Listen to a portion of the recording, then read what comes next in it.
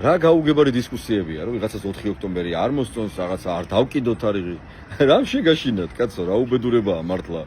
ოპოზიციაში ვართ, რუსული რეჟიმია, რომელსაც მიტაცებული აქვს ძალაუფლება და ქართულ ხალხს კონსტიტუციით მინიჭებული აქვს უფლება, რომ მშვიდობიანად დაამხოს ივანიშვილის რეჟიმი. რა მოხდა, რა განერულებთ 2003 წელს შევარდნაძის რეჟიმი მორჩა აბსოლუტურად მშვიდობიანად და დაემხო ეს რეჟიმი. მიღწევადი არის თუ არა, არის მიღწევადი. 4 ოქტომბერს უნდა ვიყოთ 100,000-ობით ქართველი ქუჩაში.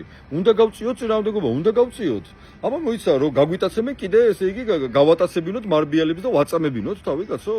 თუ წინააღმდეგობა ესე იგი რა არის, რომ ეს რა ქვია, გავჩუმდეთ და დავისკოჩოთ და დავიმსგავსოთ იგივე რა ქვია, ქოცებს რომ ხმას არ ამოვიღებთ.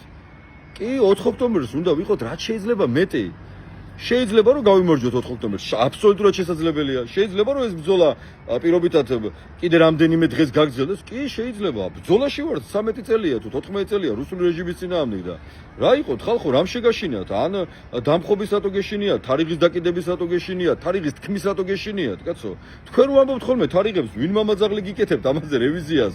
რატო მოხდა პროტესტის რევიზირება და რატო ხდება ეს, რომ ამას გადაწყვეტს ქართველი ხალხი? ეს არ არის ვინმე პოლიტიკური პარტიების ან ოპოზიციის თუ ვიღაცის გადასაწყვეტი.